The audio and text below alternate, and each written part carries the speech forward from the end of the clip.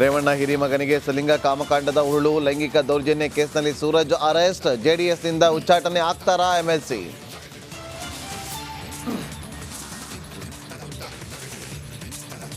Bowring ಆಸ್ಪತ್ರೆಯಲ್ಲಿ ಸಂತ್ರಸ್ತನಿಗೆ medical checkup, ದೇಹದ ಮೇಲೆ ಕಚ್ಚಿರುವ ಕಲೆಗಳ ಬಗ್ಗೆ ಪರೀಕ್ಷೆ, ರಾತ್ರೋರಾತ್ರಿ ಆರೋಗ್ಯ ತಪಾಸಣೆ.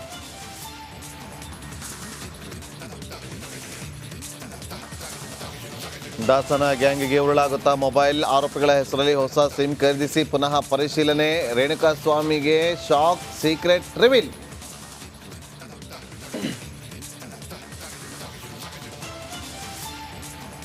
ದರ್ಶನ್ಗೆ ಬಂತು ಕೆಟ್ಟ ಮೇಲ್ ಬುದ್ಧಿ. ಪೊಲೀಸರ ಮುಂದೆ ದರ್ಶನ್ ಪಶ್ಚಾತ್ತಾಪದ ಮಾತು.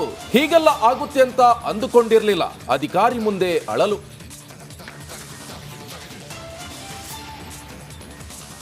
ದೊಡ್ಡ ಪ್ರಮಾಣದಲ್ಲಿ ಭ್ರಷ್ಟಾಚಾರ ಆಗಿದೆ. ಹಾಗಾಗಿ ಹಣಕಾಸು ಇಲಾಖೆ ಮುಖ್ಯಮಂತ್ರಿ ಕೈಯಲ್ಲೇ ಇರೋದ್ರಿಂದ ಇದಕ್ಕೆ ಮುಖ್ಯಮಂತ್ರಿಗಳು ನೇರವಾಗಿ ಜವಾಬ್ದಾರರು. ಹಾಗಾಗಿ ಅವರು ರಾಜೀನಾಮೆ ಕೊಡಲೇಬೇಕು ಅನ್ನೋಂಥ ನನ್ನ ಸ್ಪಷ್ಟ ಆಗ್ರಹ ಆಗಿದೆ.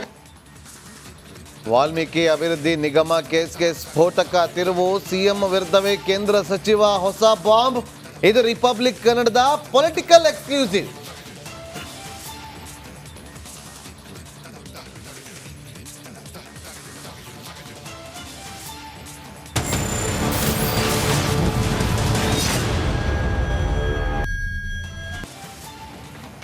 ಈಗ ನಮ್ಮೊಂದಿಗೆ ನಮ್ಮ ರಿಪೋರ್ಟರ್ಗಳು ಕೂಡ ನಿಮಗೆ ಹೆಚ್ಚಿನ ಮಾಹಿತಿಯನ್ನು ಕೊಡೋದಕ್ಕೆ ಆಲ್ರೆಡಿ ಅವರವರು ಯಾವ ಸುದ್ದಿಯನ್ನು ಕೊಡ್ತಾರೆ ಆ ಪ್ಲೇಸಿಂದ ಲೈವ್ನಲ್ಲಿ ಜಾಯ್ನ್ ಆಗಿದ್ದಾರೆ.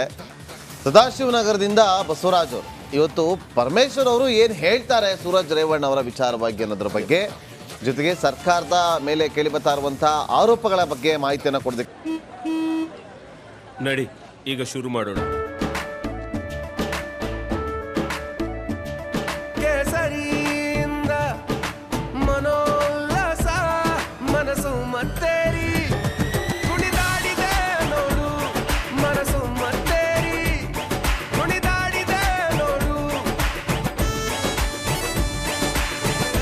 ಕ್ಷಣ ಕ್ಷಣವೂ ಆಚರಿಸಿ ಕೇಸರಿ ಹಬ್ಬ. ವಿಮಲ್ ಬಾಯಲ್ಲಿ ಹೇಳಿ ಕೇಸರಿ. ನಮ್ಮ ಪೊಲಿಟಿಕಲ್ ರಿಪೋರ್ಟರ್ ಬಸವರಾಜ್ ಇದ್ದಾರೆ, ಮತ್ತೊಂದು ಕಡೆ ಬೌರಿಂಗ್ ಆಸ್ಪತ್ರೆ ಬಳಿ ನಾಗರಾಜ್ ಇದ್ದಾರೆ. ಒಂದು ಕಡೆ ದರ್ಶನ್ ಗ್ಯಾಂಗ್ನ ಫಾಲೋ ಅಪ್ ಮಾಡ್ತಾ ಇದ್ದಾರೆ. ನೆನ್ನೆ ನಮ್ಮ ನಾಗರಾಜ್ ನೆನ್ನೆ ಮತ್ತು ಮೊನ್ನೆ 2 ದಿನದ ಹಿಂದೆ ನಾನು ಗಮನಿಸಿದಂತೆ ಎಲ್ಲ ಕೋರ್ಟ್ ಬೀಟ್ ರಿಪೋರ್ಟರ್ಗಿಂತ ಅತಿ ಬೇಗ ನಮ್ಮ ನಾಗರಾಜ್ ಕೋರ್ಟ್ನಲ್ಲಿ ಏನೆಲ್ಲ ಆಗ್ತಾ ಇತ್ತು ಅನ್ನೋದ್ರ ಬಗ್ಗೆ ಇಂಚಿಂಚು ಮಾಹಿತಿಯನ್ನು ಕೊಡ್ತಾ ಇದ್ರು. ಎಕ್ಸಲೆಂಟ್ ವರ್ಕನ್ನು ಮಾಡಿದ್ರು ನಾಗರಾಜನೇ.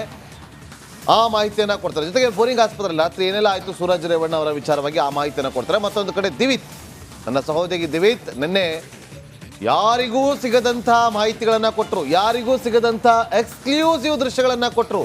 ಸೂರಜ್ ರೇವಣ್ಣ ಅವರನ್ನು ನೇರವಾಗಿ ಹೋಗಿ ಡೇರಿಂಗ್ ಆಗಿ ಪ್ರಶ್ನೆ ಮಾಡುವಂಥ ಕೆಲಸವನ್ನು ಕೂಡ ಮಾಡಿದ್ರು. ಈಗ ಆ ಸೆನ್ ಪೊಲೀಸ್ ಠಾಣೆ ಮುಂಭಾಗದಿಂದ ರಾತ್ರಿ ಇಡೀ ನಿದ್ದೆ ಕೂಡ ಮಾಡಿಲ್ಲ ದಿವಿತ್, ರಾತ್ರಿ ಇಡೀ ಕಾದಿದ್ದಾರೆ ಏನೆಲ್ಲ ಆಗ್ತಾ ಇದೆ ಅಂತೇಳಿ. ಈಗಲೂ ಕೂಡ ಸೆನ್ ಪೊಲೀಸ್ ಠಾಣೆ ಮುಂಭಾಗದಿಂದ ನಿಂತು ಅಲ್ಲಿಂದ ಮಾಹಿತಿಯನ್ನು ಕೊಡೋದಕ್ಕೆ ಮುಂದಾಗಿದ್ದಾರೆ. ಮತ್ತೊಂದು ಕಡೆ ನಮ್ಮ ಮಂಡ್ಯ ಪ್ರತಿನಿಧಿ ಆನಂದ್ ಅವರು ಕೂಡ ಮಾಹಿತಿಯನ್ನು ಕೊಡೋದಕ್ಕೆ ಲೈವ್ನಲ್ಲಿ ಜಾಯ್ನ್ ಆಗಿದ್ದಾರೆ. ಎಲ್ಲರೂ ಕೂಡ ಹಾಗೆ ಸಂಪರ್ಕದಲ್ಲಿರಿ. ನಿಮ್ಮ ಸುದ್ದಿಯನ್ನು ಬಂದಾಗ ಮತ್ತೆ ನಿಮ್ಮನ್ನು ಸಂಪರ್ಕ ಮಾಡ್ತೀವಿ. ಈಗ ಸಲಿಂಗ ಕಾಮದ ಸುಳಿಯಲ್ಲಿ